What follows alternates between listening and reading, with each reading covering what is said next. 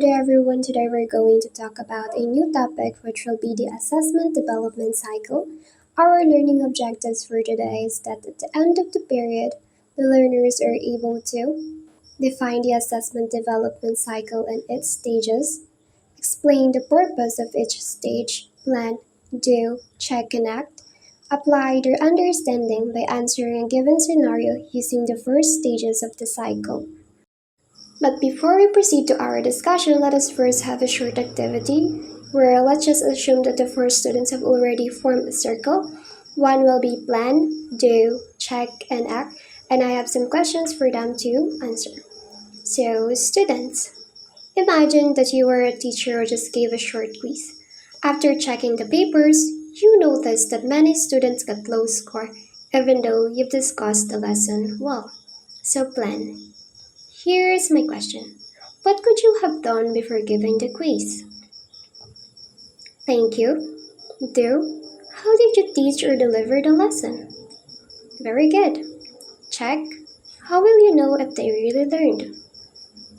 Act. What will you do after seeing the result? Thank you everyone for your participation. Now, I have here some questions for us to process our activity. What do you think teachers do after finding out that many students didn't perform well on a test? Why do you think it is important for teachers to reflect on their assessment results? What might happen if teachers skip one stage of the cycle? Can the cycle still work if one part is missing? The answer is no. The cycle won't work properly if one stage is missing. Each part of the cycle depends on the others. So if we don't plan, we won't know what to teach or to assess. And if we don't do, learning never happens. And if we don't check, we won't know if the students met the goals. And if we don't act, we'll never improve our teaching or learning. Can you follow everyone? Now let's understand some key ideas. What do we mean by assessment? Oh, assessment means checking what the students know, what they can do, and what they still need to know.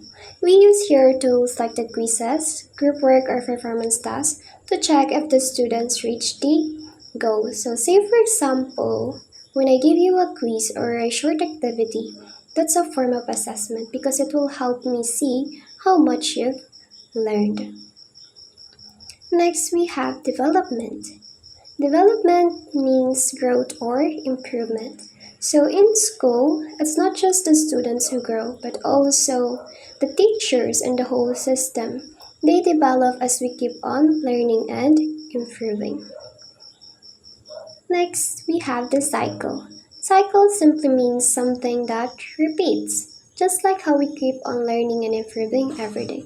So also the process in the education also repeats because they plan, do, check, and act. Did you understand now some of the key ideas? Can we proceed now to the assessment development cycle? Okay, so assessment development cycle refers to the systematic interactive process of designing, implementing, evaluating, and refining assessment tools and practices to ensure they effectively measure learning outcomes and support student growth. So when we say assessment development cycle, it simply means it's about continuously designing, using, and improving assessment to help the students learn better. After knowing what does assessment development cycle mean, let's proceed to the first step in assessment process. Step 1. Write the plan and student learning outcomes. So here we decide what the student should learn. Say for example, after this lesson, we should be able to explain the assessment cycle. So that's an example of this. Because here we identify what the students should learn from their cognitive, affective, and psychomotor domains. And we align our learning outcomes with the teaching strategies. Step 2. Establish result of the instruction and assess the student learning outcomes. So say for example, if you can apply the stages in a classroom situation, it shows that learning happened. Because here in step 2, we choose the right tools to measure the learning and we collect and organize the assessment results. Can you follow? Now we have the step 3. We analyze products of the assessment of the student learning outcomes. So say for example, after checking your work, I will look at which part most students understood and which parts were hard because that will help me to improve my teaching next time. Here in step 3, we evaluate and report the outcomes and we use the results to improve the teaching and the learning. And lastly, we have the step 4. Remedy the strategies employed in reaching the learning outcomes. So, if the result shows that many students struggled, then I need to adjust my strategies. Maybe I will use more examples or simpler instructions next time. Because here in step 4, we share results and apply feedback.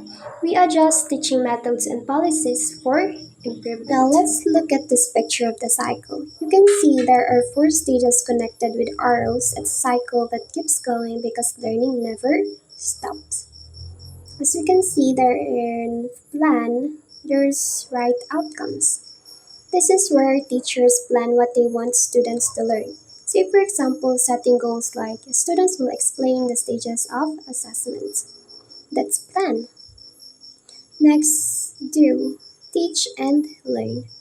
Because here, the plan is need to put into action. Teachers teach, students learn, and we gather evidence through activities or discussion. Next, check, are my outcomes being met? Because this is where we look at results through quizzes, recitation, or outputs to see if the students met the learning goals. And lastly, the act, we can see there the revise and reinforce. If the outcomes aren't fully achieved, we adjust our teaching methods. Say for example, if most students found the topic confusing, then I might give more examples or use visuals next times. And as you can notice, the arrow lead us back to plan because we start again with better ideas based on what we learned.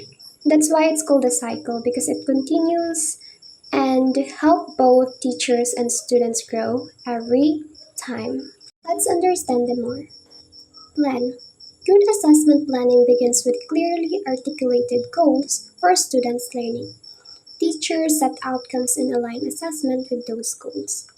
For example, I plan a lesson where the goal is understanding the assessment cycle. Here it answers the questions, what do I want students to learn?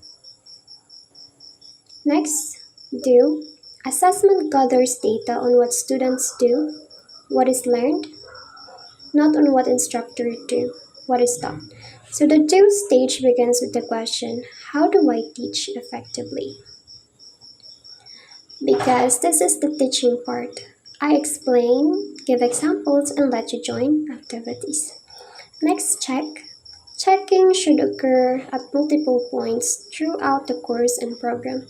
Instructor check the area of activity students completed to see if intended outcomes are achieved. Without it, assessment will be limited. So, should we answer the questions? Are my outcomes being met? We need to assess their work to see if they reach the goal. Act. Good instructors constantly act on the result of assessment. When students don't meet outcomes, instructor make adjustment. Example, revising activities, improving instruction. This includes reinforcing what works and fixing what doesn't. Question should be, how do I use what I learned? If you didn't meet the target, I change my approach. Maybe use a game, visual aids, or a different activity next time. So, as we can see here, it helps both teacher and students grow continuously. We have to remember that assessment isn't just about grades, it's about learning how to improve every time. So, to sum it up, assessment development cycle is all about improving learning continuously. We plan what to teach, do the teaching, check the result, and act to make it better. And then the cycle goes on, helping us to become better learners and teachers every time. So I hope you learned something. That's all. Thank you.